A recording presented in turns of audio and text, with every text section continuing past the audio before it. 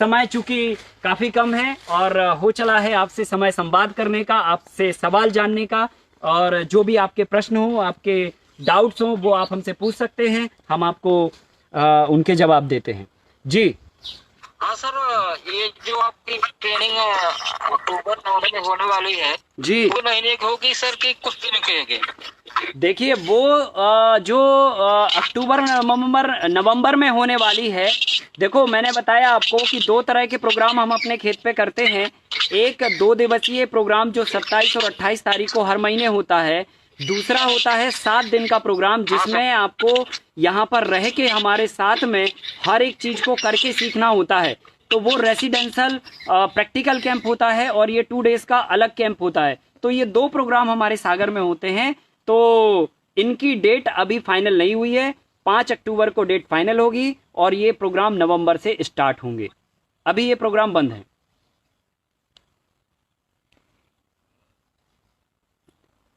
जी, अब दूसरा सवाल पूछिए। मेरा जी आकाश जी, मेरा एक सवाल है। पपाया चूंकि सबसे ऊपर के लेयर में होगा जी, वो फसल को हम तोड़ेंगे कैसे नीचे की फसल की क्षति के बगैर? जी आपने बहुत अच्छा सवाल किया। चूंकि नेटवर्क थोड़ा डिस्टर्ब कर रहा है, नहीं तो मैं आपको दिखा देता कि किस तरह से तोड़ते हैं। मैं आपको यहाँ एक्सप्लेन कर देता हूँ। जैसे हम लोगों ने रेल में बैठ के बहुत पहले मूंगफली खाई होगी चुंगी में, कागज की चुंगी में। तो आप समझ लीजिए कि एक बहुत बड़ा हमने चुंगी नहीं चुंगा बना लिया और उसको हमने लोहे का बनाया, चद्दर का, प्लेट का, लोहे की प्लेट का, बहुत पतली प्लेट का। और चुंगे को हमने नीचे से 1 इंच का होल रखा और ऊपर से तो पूरा होल है ही बराबर, ठीक है। और नीचे के होल में हमने बेम्बू डाल दिया और बेम्बू को कील से फिक्स कर दिया। मतलब अब बेम्बू में चुंगा फिक्स हो गया हमारा। तो जहां पर भी हमारा पपीता लगा हुआ है, हम आराम से चुंगे को ऊपर ले जाएंगे और पपीते को चुंगे में डालेंगे और नीचे से उसमें धक्का देंगे तो उसका डंठल जो है ना टूट के उस चुंगे में गिरेगा और बेम्बू के सहारे हम उसको नीचे कर लेंगे। तो इस तरह से हम पपीते को बिना किसी फसल को क्षति पहुंचाए आराम से हार्वेस्ट कर लेते हैं। मिनी सेकंड आपको लगता है पपीते को हार्वेस्ट करने में।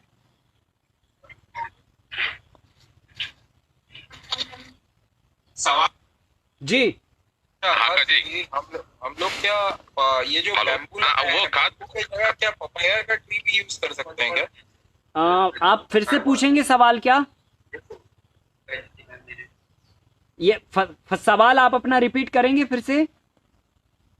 मैं बोला बैम्बू के जगह हम लोग क्या पपाया का ट्री जो लगा रहे हैं उसी को यूज करके कर सकते हैं? नहीं नहीं नहीं, एक्चुअली जो मॉडल है वो एक स्टेब्लिश मॉडल होता है, नॉन मूवमेंटेबल मॉडल होता है, ठीक है। क्योंकि आप इसमें कोई भी चीज, आप इसको ये समझ लीजिए जैसा हम अपना घर बनाते हैं तो घर की दीवारें पक्की होती हैं, छत पक्की होती है, सारा सब कुछ पक्का होता है। ठीक उसी तरह जो इनका घर है वो भी पूरी तरह से आपको पक्का बनाना पड़ेगा। फिर उसके अंदर आप चाहे सहजन लगाएं, चाहे चीकू लगाएं, चाहे जो है आप पपीता लगाएं या जो भी ऊपर वाली फसल लगाते हैं, वो आपको इंडिविजुअल फ्रीडम ही रखना पड़ेगी। इससे आप जो है इस स्ट्रक्चर को साध नहीं सकते हैं, क्योंकि इसकी ग्रोथ तो कभी छोटी होगी, कभी बड़ी होगी, कभी बहुत बड़ी होगी। तो आप एस्टेब्लिशमेंट कैसे करेंगे? तो इसलिए आपको शेड स्ट्रक्चर इंडिविजुअली रखना पड़ता है सेपरेट, और फसल अलग रखनी होती है। जी अब बताइए।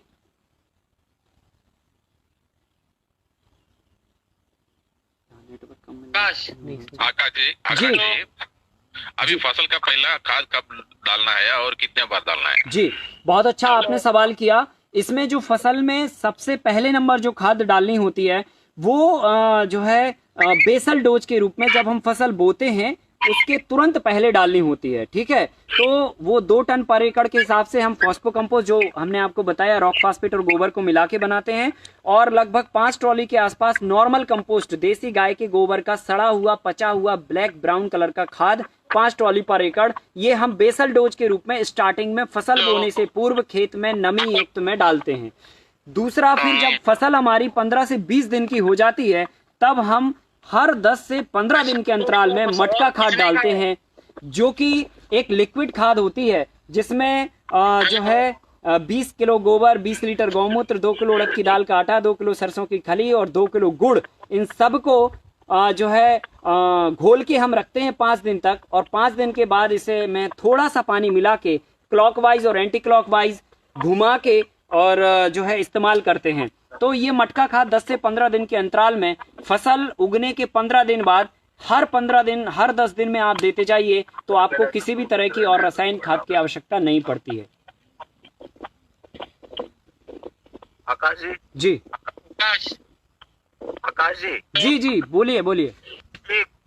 ढेचा मूंग सनई उड़द एक साथ बुआई कर सकते हैं क्या? हाँ, मिक्स करके आप बो सकते हैं, लेकिन इन सबको 40 दिन के अंदर अंदर आपको खेत के अंदर वापस पलटना होगा। मिक्स करके भी बो सकते हैं और इंडिविजुअल भी बो सकते हैं, कोई हर्ज नहीं है। हेलो जी हेलो आकाश जी, हमको सवाल पूछने का है। हाँ आकाश जी, हाँ पूछिए पूछिए। सुनाते हैं वो किससे होता है? हाँ जी हेलो जी जी बोलिए बोलिए। आकाश जी। हाँ हाँ बोलिए बोलिए। हेलो। जी जी सुन पा रहा हूँ, बोलिए आप। हाँ, हम गोवा से बात कर रहे हैं। आपने जो क्रॉप का हेलो हाँ हाँ आपने जो बात किया ना, वो सब क्रॉप यूपी बिहार मध्य प्रदेश के, गोवा के बारे में बात करो ना थोड़ा। देखिए, मैंने जो बात करी है वो पैन इंडिया बात हेलो। करी है, ठीक है। आप जो भी फसलें आपके क्षेत्र में होती हैं उसके लिए हमने पूरी लिस्ट बना रखी है कॉम्बिनेशन की। वो लिस्ट लेकिन हम जो आपको आपने जो बताया जी। आपने जो बताया वो क्षेत्र का ये है, लेकिन इधर तो सुपारी नारियल काजू का ये होता है, क्रॉप होता है, उसके बारे में बताना चाहिए ना। देखिए, आप वो एक रूटीन क्रॉप है, ठीक है, वो वेजिटेबल्स क्रॉप नहीं है। हम अभी जिस मॉडल की बात कर रहे हैं वो वेजिटेबल फार्मिंग की बात कर रहे हैं। सुपारी और ये सब जो है ना कैश क्रॉप में आती हैं, तो इनका पैटर्न अलग है। भी गोवा में वो जो आप बता रहे हैं वो वेजिटेबल उगते नहीं है। देखिए, सब्जियां आपके गोवा में क्या पालक नहीं होती, क्या धनिया नहीं होती है? जी हेलो जी वो जो वेजिटेबल आपने को बताया जी तो हाँ हाँ हेलो हाँ हाँ बोलिए बोलिए। वो जो वेजिटेबल आपने बताया ना, वो सब वेजिटेबल गोवा में नहीं होते हैं। तो गोवा आप- के वेजिटेबल अलग है। तो आपके गोवा में कौन सा वेजिटेबल होता है, आप हमें वो बताइए, मैं आपको बता देता हूँ कौन सी वेजिटेबल कहाँ लगा सकते हैं। देखो, इधर ज्यादा फेमस रहती है लाल भाजी, हम लाल भाजी बोलते हैं उसको। लाल भाजी इसमें होती है। के नीचे लगाइए। अभी मैंने बताया कि आप इसमें पत्ती वाली जो सब्जी नीचे लगाएंगे उसमें मेथी लगा सकते, पालक लगा सकते, चौलाई लगा सकते, लाल भाजी लगा सकते, नोनिया लगा सकते हैं, चंदन बथुआ लगा सकते हैं। जो भाजी लगाना है वो भाजी लगा सकते हैं। नहीं, ये आपने आपको वो सब कुछ अभी हमने आपने डिपार्टमेंट के साथ किया ना, तो उसका प्रैक्टिकल करके दिखाना पड़ेगा लोगों को। हाँ तो दिखाऊंगा ना, आप बोलिए ना कि प्रैक्टिकल करके हमको दिखाइए, तो दिखाऊंगा ना। हाँ, अभी डिपार्टमेंट को ही बोलना पड़ेगा ना। डिपार्टमेंट सब ये ज्यादा थियोरेटिकल होता है, प्रैक्टिकल कुछ नहीं होता है इधर। भाई प्रैक्टिकल होता है, करोगे तो होगा ना। आप आगे आओगे तभी ना कोई करेगा। अभी आप नहीं आओगे आगे तो कैसे करेंगे?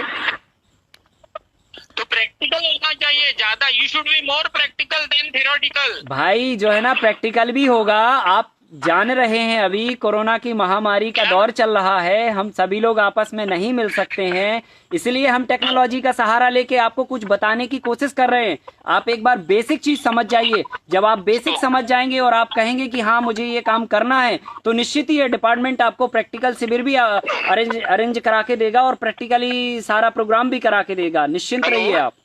जी तो जी हाँ, ये 10 फुट के जो ट्रेंच बनाते हैं वो किस लिए बनाते हैं? 10 फीट का नहीं, ट्रेंच बनाते हैं एक्चुअली 2 फीट चौड़ा 2 फीट गहरा। खेत के चारों तरफ जो हमारा जो खेत होता है, खेत का जब एंड पॉइंट होता है उस एंड पॉइंट पे ही हम खेत के चारों तरफ ट्रेंच बनाते हैं।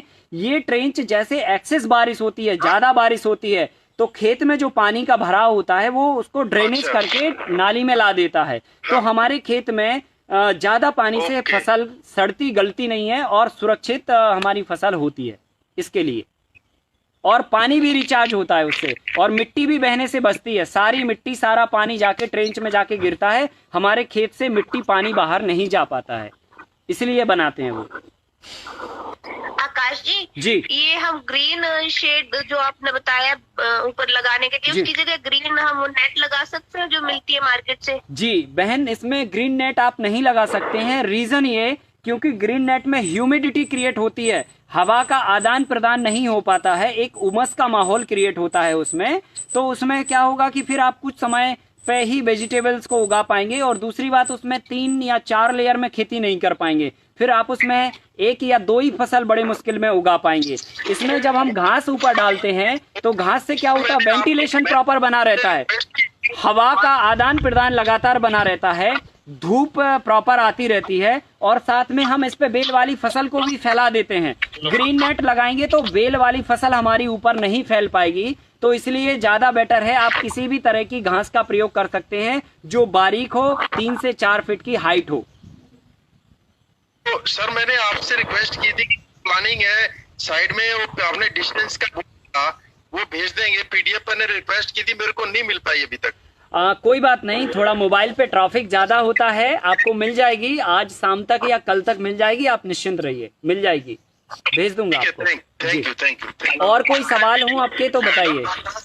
आकाश जी एक सवाल और। जी जी जी, हमें देसी बीज कहाँ से मिलेगा, खाद का मैनुअल आप डिटेल दे सकते हैं सर, ताकि हम उस हिसाब से खेत की तैयारी करवाएं। जी बीज देखिए, देसी बीज पर, इंडिजीनियस सीड्स पर हम ऑलरेडी काम कर रहे हैं, और यहाँ पर हमने करीब 44 से 45 देसी बीजों की वैरायटियों को हमने प्रिजर्व कर रखा है। आप अगर हमसे कोई बीज लेना चाहें तो आप व्हाट्सएप पे लिख सकते हैं, हम आपको वो बीज उपलब्ध करा देंगे, फिर आप उनका खुद बीज बनाइएगा और अपने यहाँ भी बीज बैंक बनाइएगा। और अगर मान के चलिए आपकी रिक्वायरमेंट के हिसाब से बीज हमारे पास नहीं होते हैं, तो हम आपको जो देसी बीजों पर लोग काम कर रहे हैं, जो किसान काम कर रहे हैं या जहां पर भी हैं उपलब्ध, उनको आपसे जोड़ देंगे, मिलवा देंगे, नंबर दे देंगे, तो आप उनसे बीज ले सकते हैं। जी ऐसा मैंने इसलिए किया कि मैं पहली बार खेती वाले एग्री इनिशिएटिव पे जा रहा हूँ, I am highly inspired by your project. तो मैं नौकरी छोड़ के अब इस पे आ रहा हूँ, तो मेरे पास बीजों की नॉलेज नहीं है और कहाँ से मिले, इसलिए मैंने पूछा कि एक बार के लिए आप मुझे पूरा बीज उपलब्ध करा सकते हो, वो चौलाई वाली भाजी का या ग्रीन लीफी का या पपीता का। जी सारा बीज उपलब्ध करवा देंगे जो हमारे पास है, और जो हमारे पास नहीं है उनके रिसोर्सेस हम आपको दिलवा देंगे, आप निश्चिंत रहिए। बहुत बहुत शुभकामनाएं आपके लिए, आप शुरू करिए, और जो भी आपको समस्या आती है या कोई दिक्कत आती है तो आप हमारे व्हाट्सएप नंबर पे अपने सवाल छोड़ सकते हैं। जी अगला सवाल बताएं। आकाश जी नमस्कार। नमस्कार जी। आकाश जी नमस्कार। नमस्कार जी। मैं जो पूछा था वो गोबर और रोक फास्फेट का पिट बना के भी कर सकते हैं, तो उसमें गोमूत्र छिड़काव करेंगे 15 दिन में तो वो बन जाएगा क्या? नहीं, गोबर का छिड़काव अलग चीज है। बेसिकली गोबर और रॉक फास्फेट को मिला के रखते हैं, वो अलग तरह की खाद बनती है, और जो लिक्विड रूप में हम घोल के खाद देते हैं वो अलग खाद है, उसे हम मटका खाद बोलते हैं। वो बेसिकली मटके में बनाई जाती है, लेकिन मटका नहीं हो तो प्लास्टिक के बर्तन में भी आप उसे बना सकते हो। कुल मिला के लिक्विड खाद अलग है, जो 10 से 15 दिन के अंतराल में आपको जमीन पे पानी के साथ में देना है, या फिर आपको जो है वैसे छिड़क देना है, और नहीं तो जो बेसल डोज वाली खाद है वो फसल बोने से पहले आपको लगानी है। हेलो आकाश जी बताइए। आकाश जी जी अभी पानी का इरिगेशन कैसा करना, और 1 एकड़ के लिए कितना इंच पानी होना? देखिए 1 एकड़ के लिए अगर आपके पास 1 इंच पानी की भी व्यवस्था है, ठीक है, और बल्कि आधा इंच पानी की भी व्यवस्था है, तो आधा इंच के पानी में भी आप इस काम को कर सकते हैं, पर आधा इंच पानी 24 घंटे का होना चाहिए, 24 आवर का होना चाहिए। इसकी जो रिक्वायरमेंट है इस मॉडल की, लगभग अगर सामान्य वेदर है तो लगभग 5 से 7 हजार लीटर पर डे आपको पानी की आवश्यकता पड़ेगी। हेलो आकाश जी। जी बताइए। जी वो जो आप ऑर्गेनिक पेस्टिसाइड आप जो बना के यूज करते हैं उसको प्रिवेंटिव मेजर के तौर पे यूज करते हैं कि जब आप में पेस्ट लगता है आपके पौधों में आप तब इसको इस्तेमाल करते हैं? देखिए एक ही फॉर्मूले को हम दोनों तरीके से इस्तेमाल करते हैं। हमें पता होता है कि जब उमस का तापमान बनता है, मतलब तेज बारिश होने के बाद तेज धूप निकलने के बीच का जो तापमान होता है, उसमें हमें पता है कि मकड़ी लगती है, थ्रिप्स लगती है, माइट लगती है, तो उसकी जो दवाई है उसका हम 15 दिन पहले या 10 दिन पहले हम पहले ही ट्रीटमेंट करके दे देते हैं, ताकि जो है ना जो कीड़े होते हैं उनका प्रभाव हमारी फसल में जो है ना न्यूनतम हो जाता है। और अगर फिर जब फसल में कीड़े आ जाते हैं उसके बाद आप स्प्रे करते हैं तो फिर वो पूरी तरह से क्योर हो जाती है, आपकी फसल में क्षति नहीं पहुंच पाती है। लेकिन कीड़े के लिए सबसे पहले जो होता है वो मिट्टी की डाइट होती है। आप मिट्टी का जो संतुलित भोजन है, जो पूरी डाइट है, वो पहले आप दीजिए। अगेन आप जो है ना सीड को देसी इस्तेमाल करिए, फिर उसके बाद प्रिवेंट जो दवाई है वो स्प्रे करिए, और फिर आने के तुरंत बाद स्प्रे करिए। अगर ये 3-4 तरह के फार्मूले आप अडॉप्ट करते हैं तो कीड़ों से पूरी तरह से आप सुरक्षित हो जाते हैं।